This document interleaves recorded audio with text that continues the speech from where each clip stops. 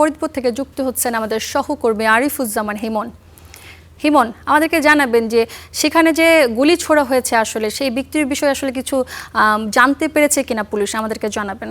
সূচনা, গতকালকে রাত 10টা থেকে 11টার মধ্যে এই যে আমি যে সড়কটাতে দাঁড়িয়ে আছি এই সড়ক দিয়ে কিন্তু ওই প্রাইভেট কারের দুজন যাত্রী আসলে দুইজন কিন্তু পথচারী যাচ্ছিলেন। তারপরে কিন্তু এই 10টা থেকে 11টা এর মধ্যেই তারা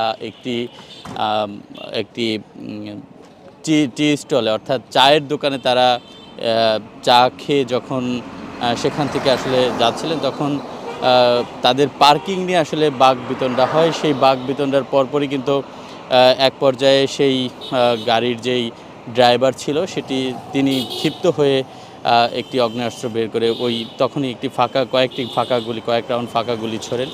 এই ঘটনার পরপর কিন্তু তখনই সেখানের যেই পথচারীরা ছিল তারা কিন্তু এই গুলির আওয়াজে তারা এদিক ওদিক ছোটাছুটি করতে গিয়ে তখন দুইজন আহত হয়, সে সংবাদ কিন্তু আসলে আমরা পেয়েছি। এবং এই ঘটনার পরপরই কিন্তু সেখানে ভাঙা থানা পুলিশ সেখানে গিয়েছেন এবং তারা চেষ্টা করেছেন যে তাকে আসলে কোনোভাবে ট্রেস করা যায় কিনা।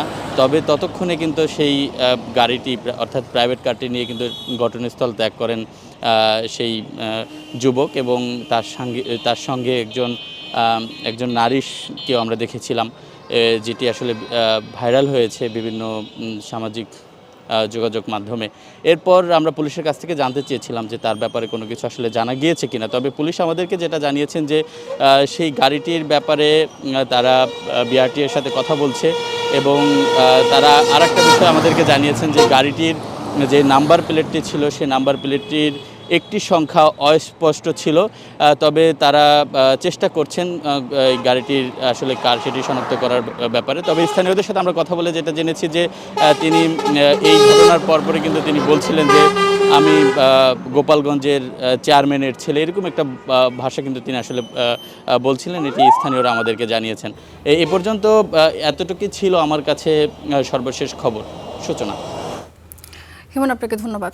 দর্শক, আসলে আমরা একটু আগে জানছিলাম যে ফরিদপুরে প্রাইভেট কার পার্কিং করা নিয়ে আসলে পথচারীদের সঙ্গে আসলে তর্কের জেরে প্রকাশ্যে কিন্তু গুলির ঘটনা ঘটেছিল, সেই খবরাখবর জানছিলাম।